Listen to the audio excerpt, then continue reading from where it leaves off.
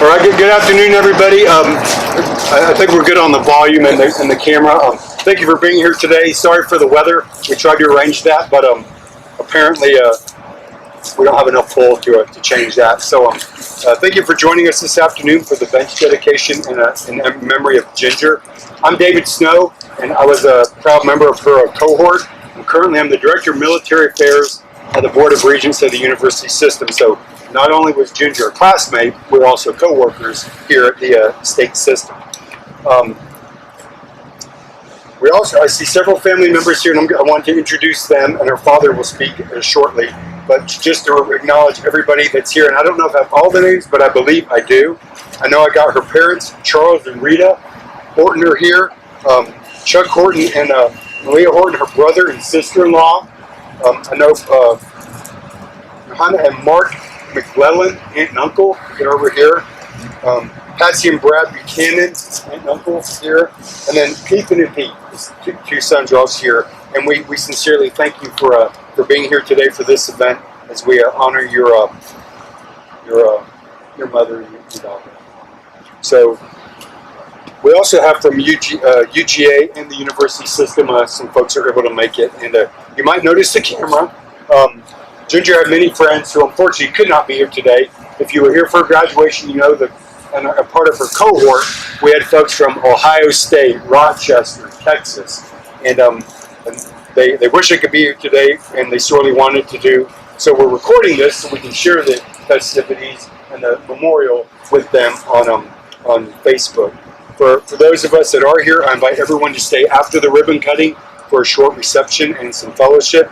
In addition to me, several people have also volunteered to share their thoughts and special memories of Ginger today. I'd like to invite Charles Knapp. Dr. Knapp is the President Emeritus of UGA, and he has served as president from 1987 to 1997. He's currently the Director of the Executive EDD program here at the Institute, and it's a pleasure to have him here today. So it's very active in our class. So Dr. Knapp, what is very active? Robustly engaged in facilitating discussion. Yes, sir. A couple of other people I just want to make sure you see before you get to the reception. Libby Morris, who's the Director of the Institute of Higher Education, is here. And Leslie Gordon, who is, for those of you that are in your former, David, the new Elizabeth Hughes. Okay. Okay, and she's the one that really does all the work with her students now. So I'm just delighted to be here, delighted that this bench is going to be dedicated to Ginger. We're now on recruiting our 6th cohort for the EDD program, about 15 or so students in each cohort. So with 5 going through, we've got 70 or 80 students that have gone through the program. And they're all memorable, I love them all, but there are a few that really stand out. Ginger would wear me out on the college completion agenda, which was her avocation the last few years. She was at the Board of Regents, and she would every session she would come to me and say, "I need to explain this to you about college completion agenda, and this about college completion." I just loved the way that she was so passionate. She was passionate about everything she did. We always say that with our students, we're all active professionals. Life is going to happen. It's going to intervene. One of the difficult things about our ADD program is maintaining a level of energy for the program, like family and profession going on at the same time. And that's something that obviously struck us all about the Ginger. I mean, more than life with her. She had her illness. She was a good friend to everybody in the cohort. She was helpful to everybody else. And she was a great student too. So I was just so pleased to have this opportunity. This is right outside the door. Not on days like this, but on most days, there are going to be students from the Institute coming out and sitting on this bench. If you ever wondered this, think about it. So welcome. Glad to have you on.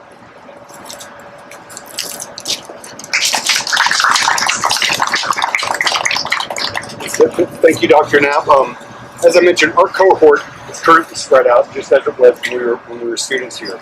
And I would like to give a special shout out to Chad Poles, who initiated this initiative, as you're well aware. And he's in Texas right now, and he's sincerely tried to be here, but I know he's in the middle of a big initiative at the Texas system.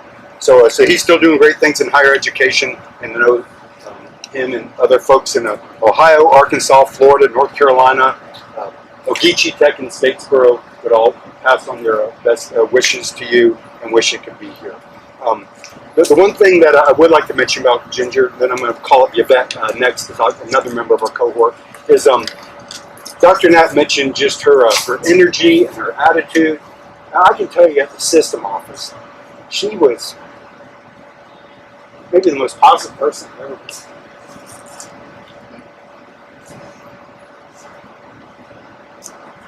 Look at my Yvette.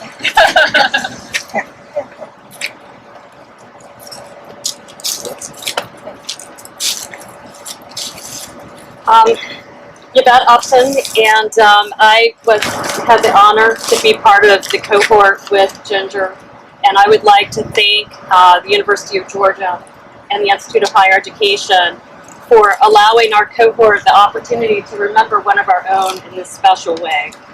Her life was cut far too short, but her influence lives on in so many of us around her, and it is my honor to speak with you today about my friend and colleague. Ginger was a vibrant, witty, irreverent member of our small and tight-knit cohort, and I was one of many who were fortunate to call her my friend. She was passionate about her love for Auburn, and which was her undergraduate alma mater. Sorry, Dr. Knapp, but we all know that was very important to her. Her pride in her work for the University System of Georgia, her confidence in the beliefs and use of technology and education, and her unwavering devotion to her family. She brought a great deal of expertise and insight into our group discussions inside and outside of the classroom. One of her friends posted on Facebook that what she would miss most of all was their conversations about forbidden topics. And I think that's what made Ginger so fun. She was an open book about her joys and about her personal challenges. We bonded early on and found that we were both facing some difficult personal health issues. When I was unable to travel during my high-risk pregnancy, Ginger, of her own volition, set up a live streaming of all of our classes for the entire weekend so that I didn't miss any face-to-face instruction. That wasn't the Institute, though the Institute was very supportive. It was Ginger's kindness and the kind of thoughtfulness that she often displayed for others. When our cohort traveled to China, Ginger chose to focus on the once-in-a-lifetime opportunity, and only later did she share how physically challenging the trip had been for her, having been so soon after her surgery. She was a person who enjoyed others, and she was always willing to talk, to laugh, to advise, or just to listen. And she leaves a great void and a great legacy, especially these two right here.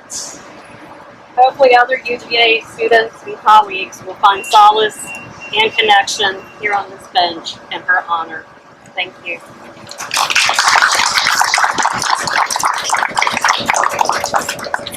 Thank you, Yvette. We all knew that Ginger had a strong family and received much support, joy, and love from her parents, her siblings, her children, and her extended family here today. At this time, we'll hear from Mr. Charles George, her father, and sir. Thank you. I will speak for Ginger, and I've already been introduced to all my family and friends, and we just thank you so much for what you've done here. You know, during the months before Ginger died, and several times we had discussions, and she would say, Daddy, I love my job. Daddy, I love my boss and working with him. And, she also had such kind words for all the group that she went through this doctoral program with. So I can see from what you've created here in this memorial to her, why she meant so much, why she thought so highly of all of you. Mark Twain once said that he could live for 2 weeks after no more than a good compliment. Well, Ginger must have had some genes in common with Mark Twain, because with anybody that loved a compliment, Ginger was one of them. And I'm just thinking, if Ginger were here today, she would have the biggest smile. She would be so proud. And I thank all of you for that. I wouldn't stand here before you today and tell you I knew anything about afterlife. I'll leave that to the clergy. But there is one form of afterlife that is sure and certain and real. And that is to live on the memories of those that knew and loved you. What you've done here today will assure that Ginger has a long afterlife and will still be remembered long after most of us are gone.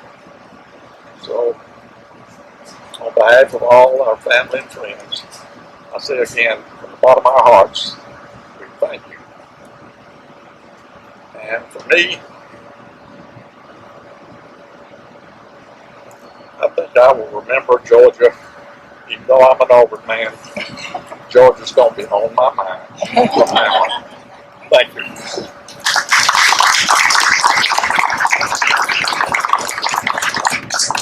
Thank you, Mr. Horton. We have Ginger's mother, Rita, and her 2 sons. We'll come up and do the ribbon cutting now. If we could have each of the sons on the end of the ribbon, and the parents in the middle.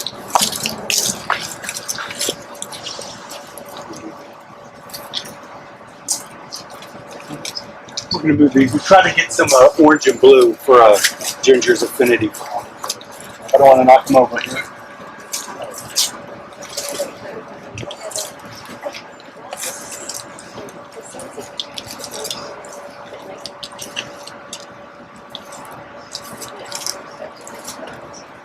We're going to do a photo. We're going to do a photo.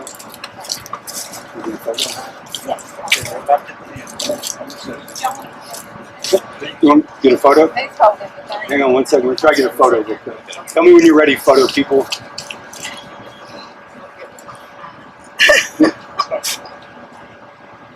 Okay, I think we're good.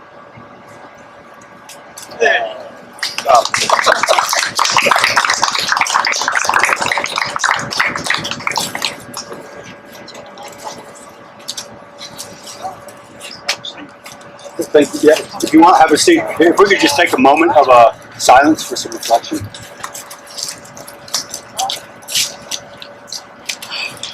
This is so nice.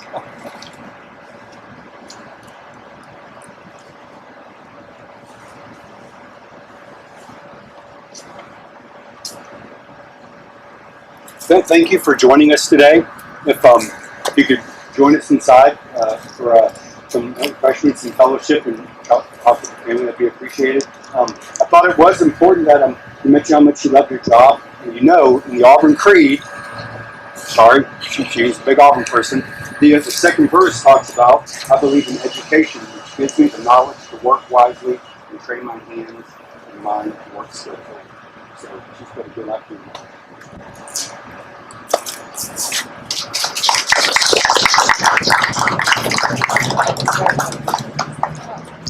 So do you want to get a photo?